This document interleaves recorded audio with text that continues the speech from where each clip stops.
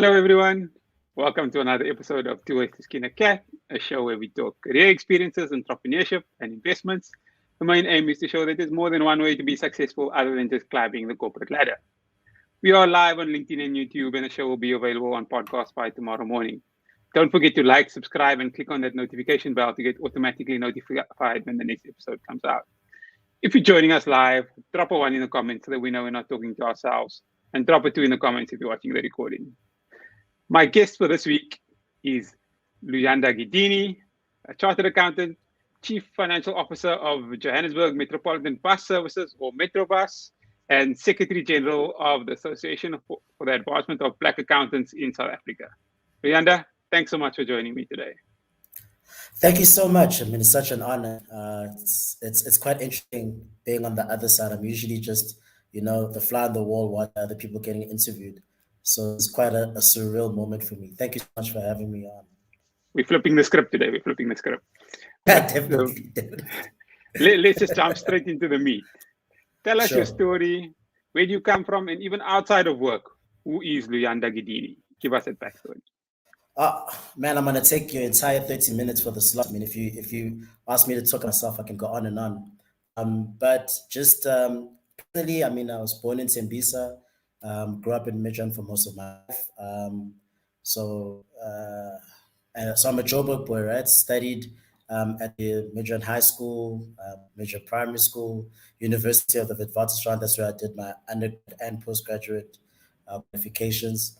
Bit of an interesting story there in terms of my degree. I'm proud to say I'm one of those guys who did not get, well, maybe not, let me not say proud, but I wear it with a badge of honor that I was not one of those who made it straight, okay? And I think it's important that people who struggle during their varsity years get to tell their stories. There's definitely more than one way, as the podcast says, two ways to skin a cat or a CA, and just because, and it's important specifically on that point when we think about the results, right, which were just released by SAICA in terms of the APC results. All we see are people posting that they passed. Okay, there's only one or two individuals who will post that they didn't do well. Okay, and the sense that most people who are on the other side, that it looks like everyone is just doing well, everyone is passing, and for those who are not passing, they feel like they're alone, right? So the reason why I just wanted to give that preamble was to say, listen, I'm one of those guys. My varsity years were not the easiest. I mean, I struggled for many reasons, right? So, I mean, a lot of it was self-inflicted. It wasn't necessarily that, the work may have been too difficult. I just enjoyed a nice time. I just enjoyed doing other things. I wasn't focused. And that's another, I think, big lesson one can teach, in that of wanting to reach your goals, you need to have focus and determined, right? So yeah, that's where I did my studies. In terms of my articles, being the rebel that I am, there was opportunities to go to your audit firms. Yeah, specifically, I was offered 2 contracts from the Big Four audit and also a private company, then do my articles. I then decided for some reason or not to join National Treasury. And this is now 2000 and, now I'm bad with my years. 2011. There I go. You see, so 2011. That's where I started doing my articles at National Treasury. And I thought I was going to be based in National Treasury for the 3 years. I did spend some time there, but I was then seconded to this municipality called the City of Johannesburg. And yeah, I mean, I can tell you so many stories about that also. I'm a public sector. I mean, from my trainee years to even my post, I mean, experience is public sector. I've had very minimum exposure to the private sector. But another thing that's also important, I trained, one of the things that I also do is, besides being a CFO at Metrobus, I'm also interim training officer at the City of Johannesburg. So I'm responsible for signing off trainees, right? So that's why I keep close look at the results and what's happening in the industry, have regular conversations with SAICA. But yeah, so I've trained trainees who are now working, who literally did their articles here, who are now working in private sector. And that's another myth that I'd like us to just discuss in terms of, is your career then limited once you study in public sector? Does it mean that you cannot spread your wings to private sector? And the simple answer to that question is that, listen, it's always based on the individual. What recruiters are looking for: someone who's strong, who can show capability of being able to do the work. Confidence gets you everywhere. Most of the doors that I've been able to open is because of just literally my confidence.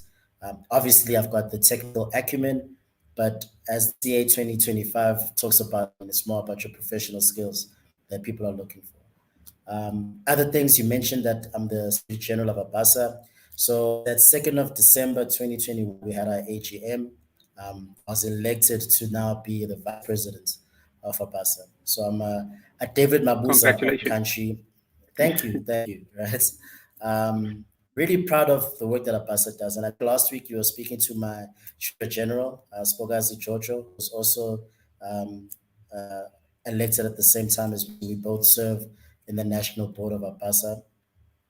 This is one organization, Yves, I must tell you, like, I mean, in terms of the impact it's had on me personally, it's quite immense in terms of the lessons that I've learned.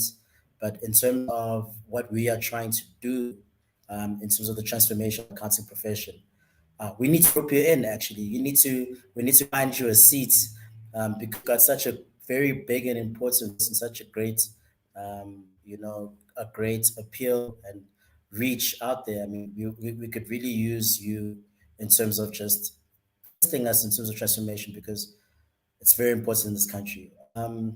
Look, personally, I mean, I'm a father. I'm a proud father of two children. I've got a daughter and I've got a son. Not married yet. Ooh.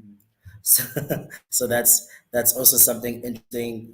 Most CAs and CFOs are known to be, at this point in life, married with kids. And but yeah, as I said, I like to do things a little bit differently.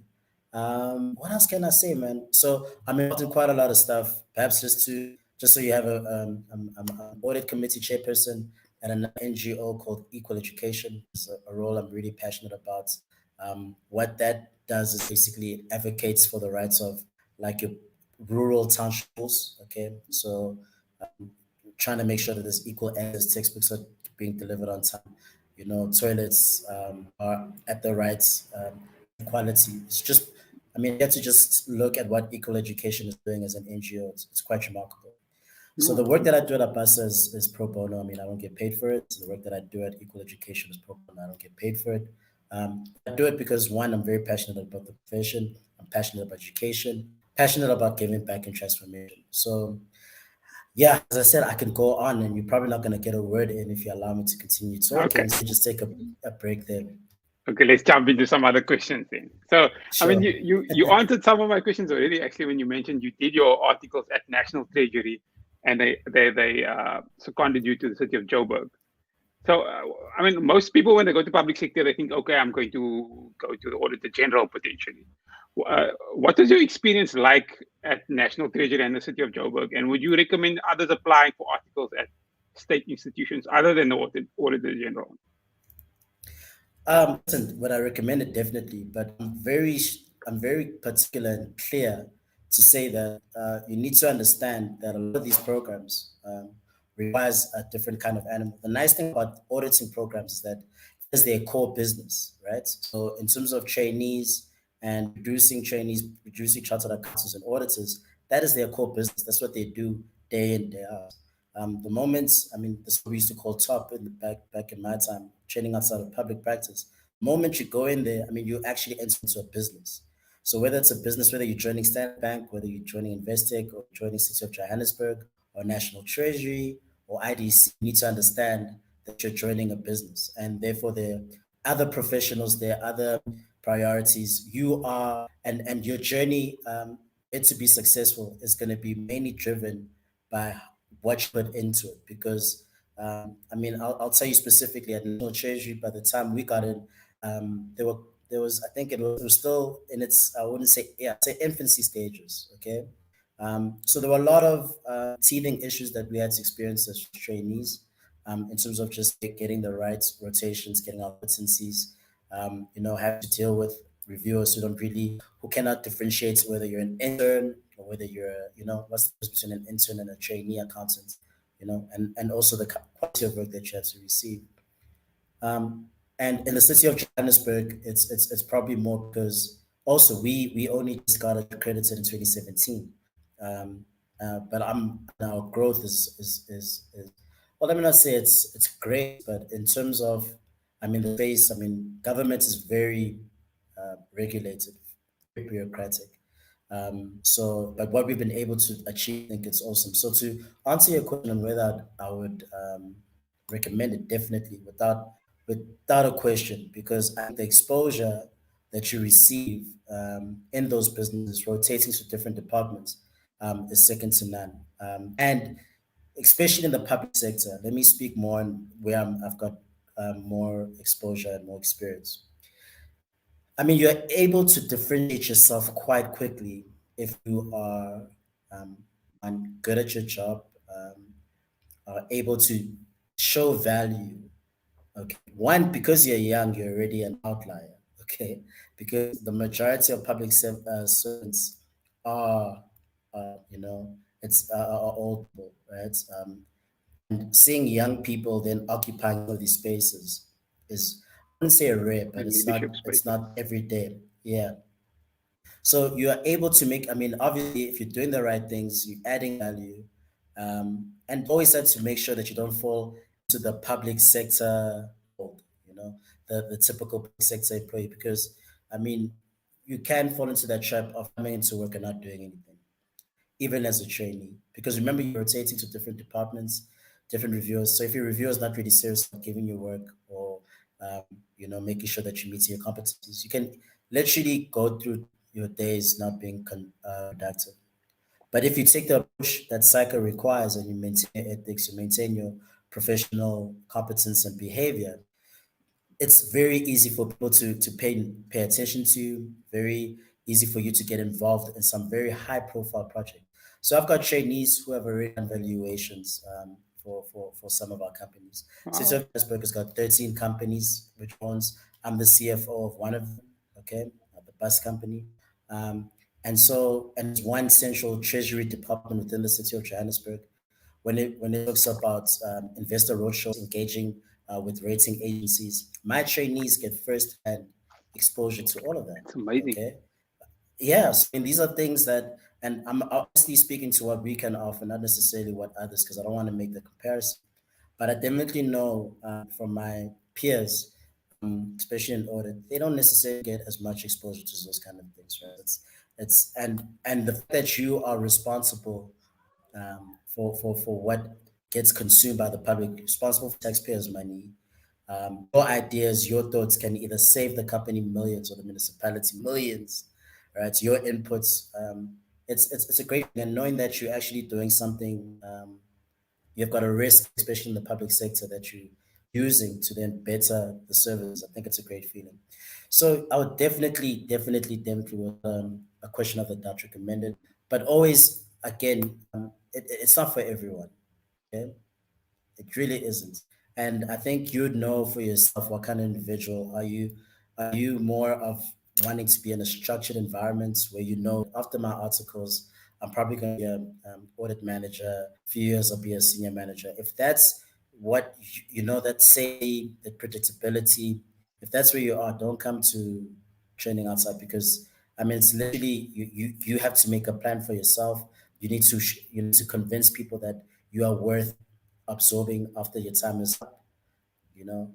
So if you passive and tend to sit in your own corner, you might fall into the trap of not being noticed, even though your workmate told you. It is also important that you are able to just what's the word, be able to go for those opportunities. You Okay, can't be a so I wallflower. You think have to very speak out so that they can see you. 100%. And not saying that I haven't. I mean, I've hired, like, I mean, one of my trades is very shy, you know. But I mean, when she needs to speak, she has learned when she needs to speak. I mean, she's very articulate, straight to the point, gives great input, and confidence is one of the things that I she'll get from here, because we put in situations where you have to speak up, where you have to give your input, so in terms of professional skills, and you tested, okay. So I mean, working in public sector, there's always the dynamic of working with politicians, and I think with a lot of, I mean, with the accounting profession and I don't want to necessarily speak about the state capture, but just all the scandals all around. You'll notice, especially the higher up you go. the more difficult it is to perform your role.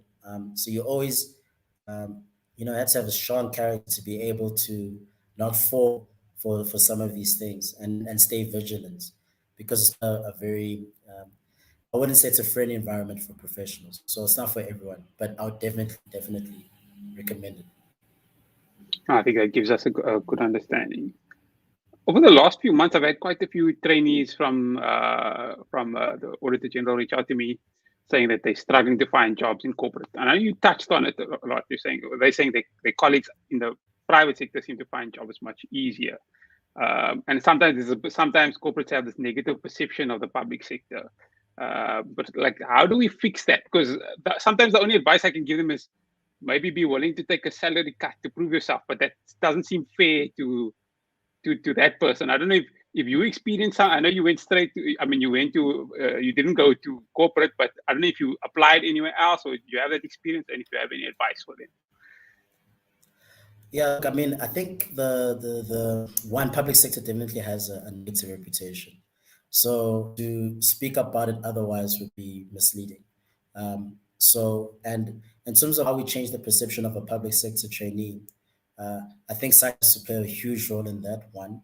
Um, a simple thing by in its accounting magazine where it talks about, it advertises, and I understand that it advertises on behalf of other companies, but as SICA being the professional body, how does it allow it to say that trainees with Big Four what's experience will be considered?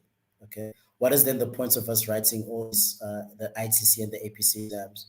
Because SICA sells that a CA from public sector is just as good as a CA from private sector because you go through the same kind of rigorous assessments, right? How do they then allow companies to have those kind of adverts in their magazine?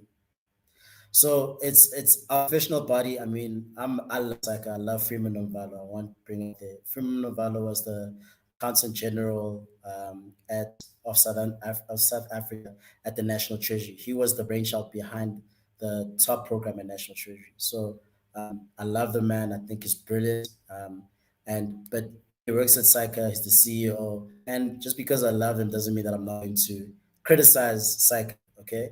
And for me, Psych One has not done enough because it's purely the. I mean, the fact that there's that kind of issue where AG trainees who have trained to become chartered accountants, right? So have written the same exams as other chartered accountants. Fine, the exposure and the experience may be different, but exposure and experience can be taught. And as a CA, you are one of the skills that you need to have is to adapt in any environment. Okay. So especially entry level chartered accountants should not, whether you're from the AGSA or from the City of Johannesburg, you shouldn't be having that hurt because if this is and if SICA made sure that that message was clear, a trainee or a newly qualified CA from public sector is just as good as a newly qualified CA from private sector. Businesses would then be more open. But there's this negative perception, and I believe that SACA has a greater role to play in changing the perception because you have these vacancies that are there. How are you not filling those vacancies when there are people who meet those requirements? The only thing is the experience.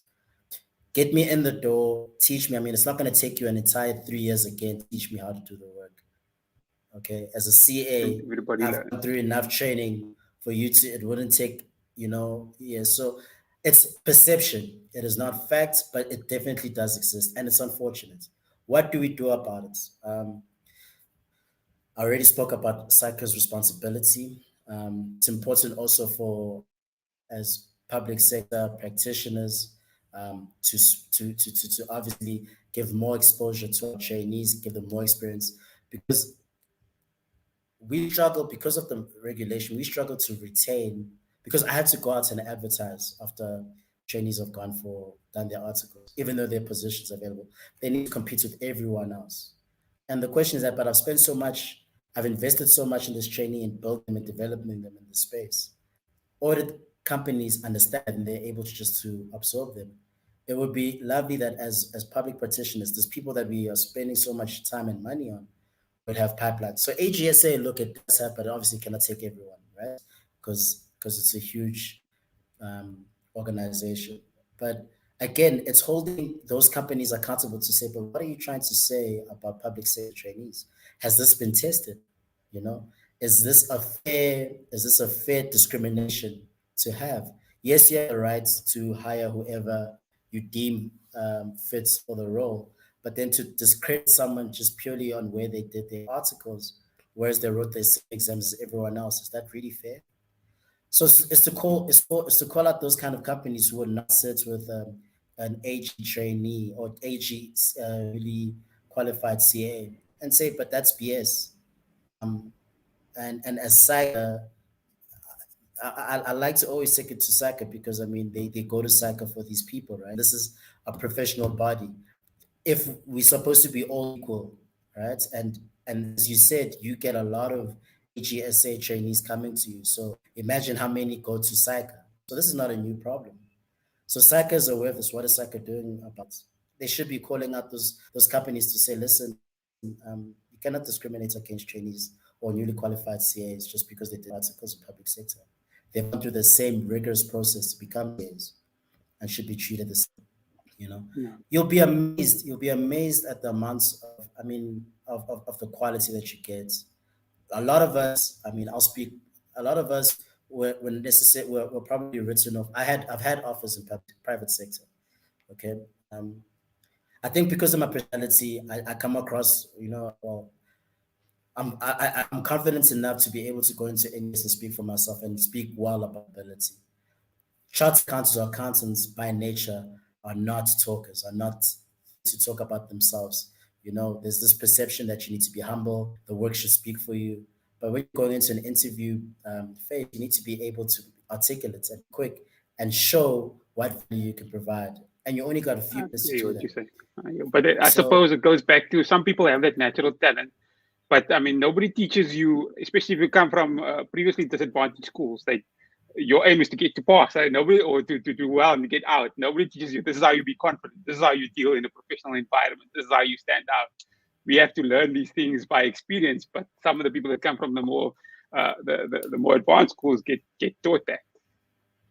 well, yeah, it's inherited because I mean confidence. I mean, look, people of skin tones other than you and I walk this earth knowing or learn that they own this earth and that this is, they're the masters of the universe. Whereas you and I need to fight for our place, fight against discrimination, fight against, because half the time it's just because of your color, it's not necessarily.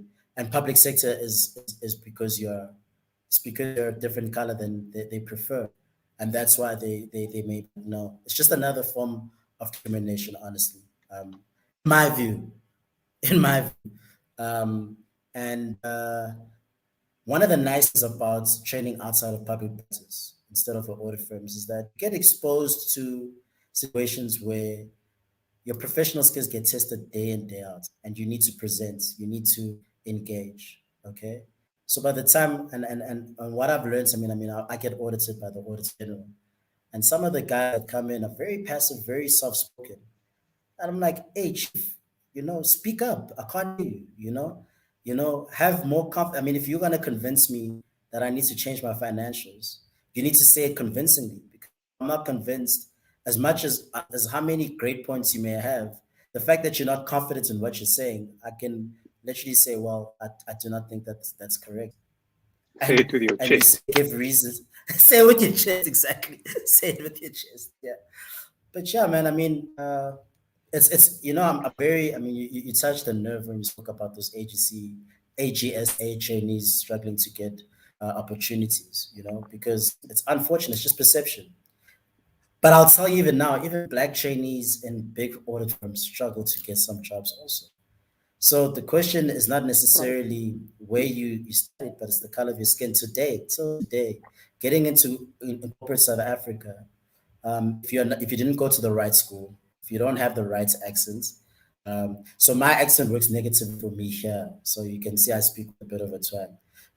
Doesn't really work in my favor in public sector because everyone thinks I'm a cheese boy that I went to private school and all those things, and they dismiss me, right? So I'm coconut, right?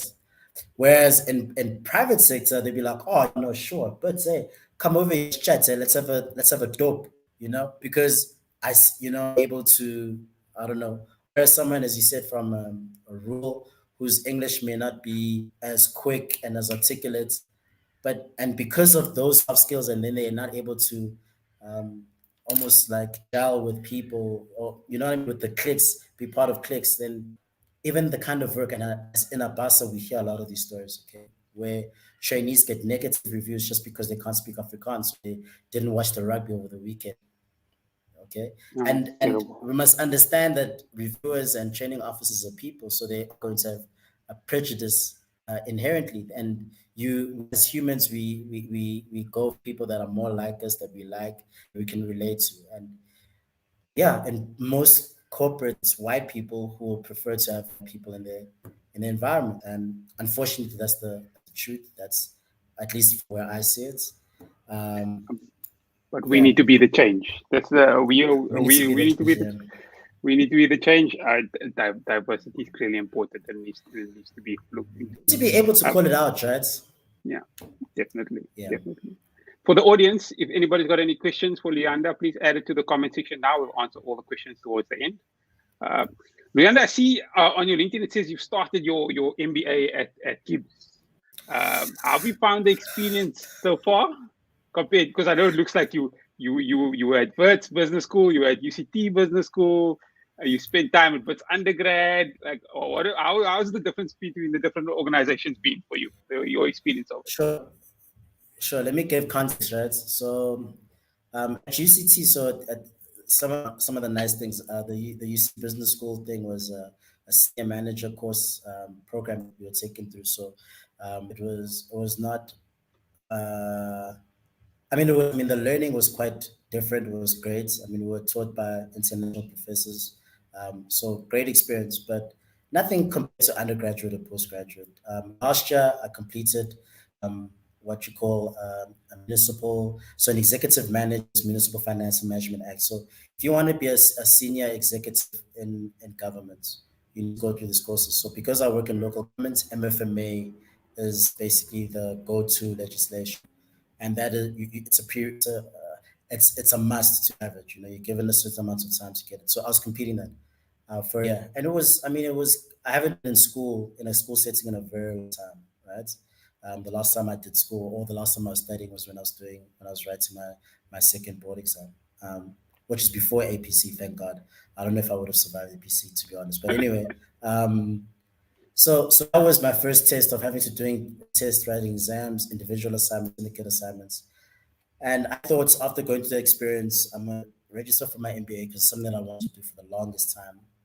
And Gibbs has always been the company of, or the institution of choice in terms of just how they rated. So, through God's work, I was accepted. So it's a 2 year. So the first year you do it's called a PG dip. So I'm doing my PG dip. Hopefully, if I'm successful, I'll get accepted next year for my MBA. But we started in January, and already haven't yeah, I'm lying. I'm scared in terms of what is expected, and the kind of an amount of work that is there. Because it's literally like, no joke. The places there expect a lot, and expect it now, and you're surrounded by professionals. You've got engineers in the class. You've got people from diverse professions, and everyone is a high achiever. Everyone, is bright, and you're in environments whereby you get tested, and you ask yourself, um, "Am I in the right room? Am I fit for purpose?" So it's a bit scary. I won't lie. But I've got a great syndicate. I've got a great team. Very supportive. So I lost my grandmother. Oh, I'm sorry. Yeah, last was it? When was not this weekend? The weekend, the previous weekend, right? So we had to bury her, and already just taking time out of school, and like if you miss a day, you've missed a lot. And but my syndicate group has been very supportive. They've given me the space to, obviously, in terms of some of the tasks, and just focus on, um, you know, trying to get better. We're here for you if you need anything. So the support has been great thus far. And that's another thing about these things. Life happens, right? Um, and that's another thing that perhaps life happens to each and every one of us.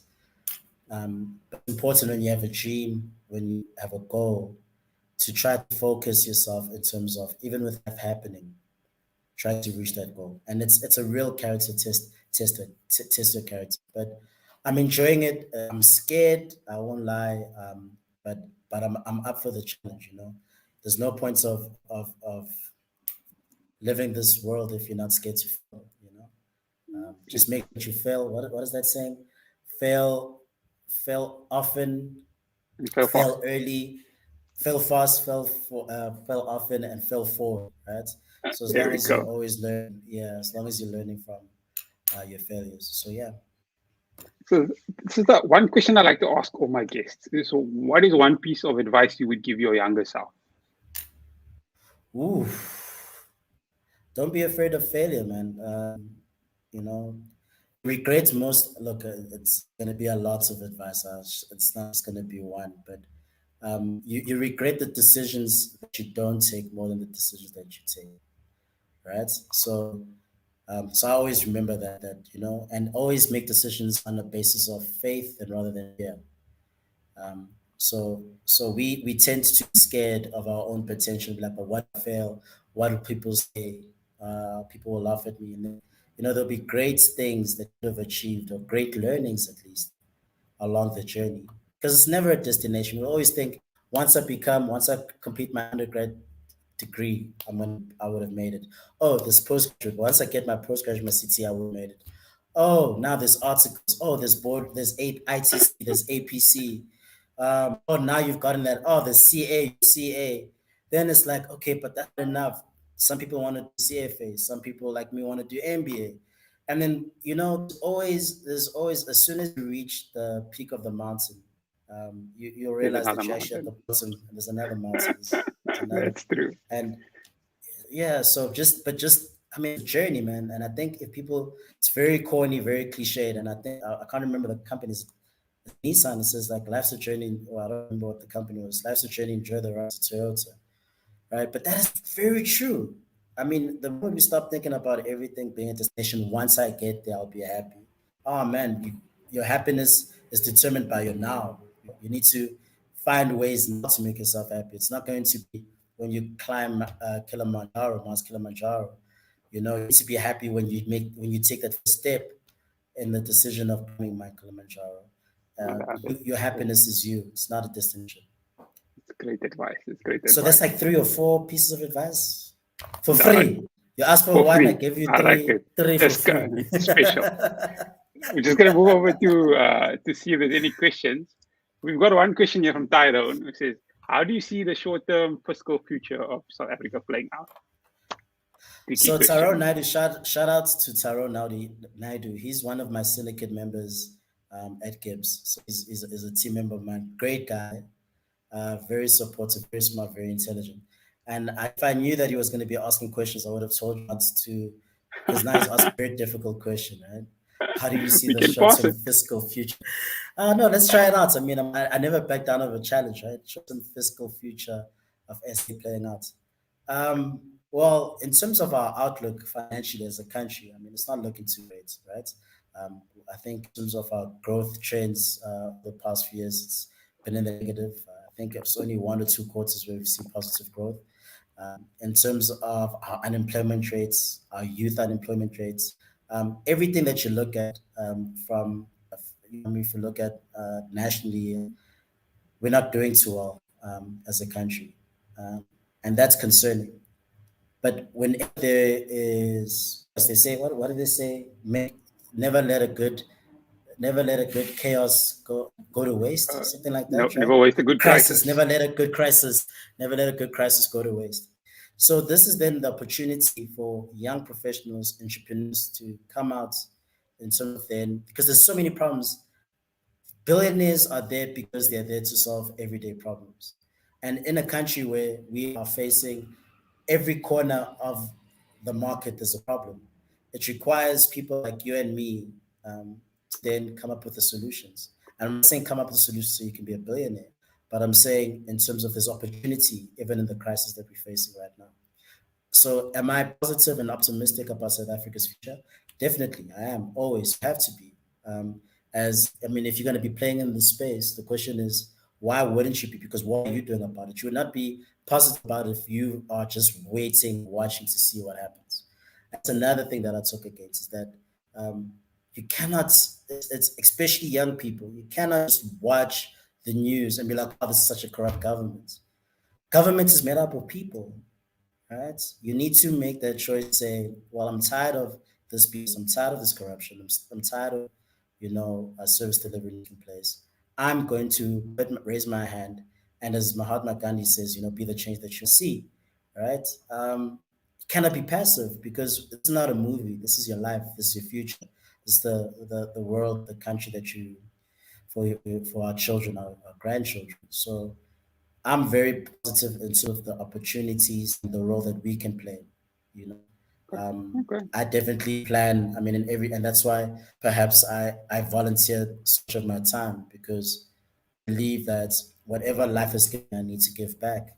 And as little as it may be, I don't have a lot, honestly, but whatever little that I have, whether it's just giving advice or motivating, I'm there. You know. No, brilliant, I hope I've brilliant. answered Tyrone's question. I No, know he's probably gonna roast me. you should record it and send it to us. We'll figure it out. But I think you answered it well. Any last few words from your side or anything we didn't discuss that you'd like the audience to know? One, I mean, everyone who's watching, I just want to give a big shout out to you, Uvis. I hope I'm saying, how do I say your name? Uvis, Ways, like 2 ways without the T. Uvis. Yeah, man. I mean, I really need to give a big shout out. I mean, we were chatting earlier.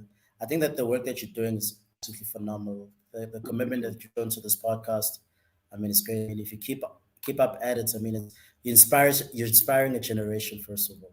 Okay, you're giving people like me a platform where we would have not necessarily had a platform just to share a little bit of experience. And the question is like, if Luyanda can make it on this podcast, then me also I can make, I can also be relevant. And that's the point, right? Is that you are, whoever is watching this, whoever is going through this, I mean, you are relevant and you have the power in changing and forging the future of the country. Never ever diminish, never diminish or look Underestimate. on your potential. I mean, your light is there. God has given you a light, um, and it needs to shine bright. We've got so much to give in this world. The world naturally wants to knock you down. Wants to tell you that you're not handsome enough, you're not pretty enough, you're not good enough, you're not smart enough, you're not white enough. Whatever it is. Um, you have so much to give that only you can give, and that gift needs to be given. And I'm so grateful for you, brother, for what you're doing, for allowing people to share some of their lights. I'm grateful for you committing to this podcast and just having different leaders from different aspects of the accounting profession and different industries, because it really, I mean, when I was in high school, I had no idea what a CA was. When I was in varsity, I had no idea still what a CA was doing. I knew it was audit firms. I didn't, and some things here and there. If I watch this podcast, I'm sitting in my university dorm room. I'm like, oh, okay, I could actually do that. I could actually do that. Oh, there's possibilities there. Free education, brother. So big ups to you. That's what I would like to say. Big ups to you, and I hope you never get tired, you never get weary, and looking forward to just watching more shows. Very grateful to be on this platform. Thank you so much, brother. Appreciate the kind words. Appreciate it. It's a good way to end. The show has been live on YouTube and will be available on the podcast by tomorrow. If you're watching on YouTube or listening on the podcast and you feel it's added value, don't forget to like, subscribe, and click on that notification bell so that you get automatically notified when the next episode comes out. Luyanda, thank you so much for your time. Thank you, brother. Have a great day. Thanks, everyone, for joining us for another episode of 2 Ways to Skin a Cat. Goodbye.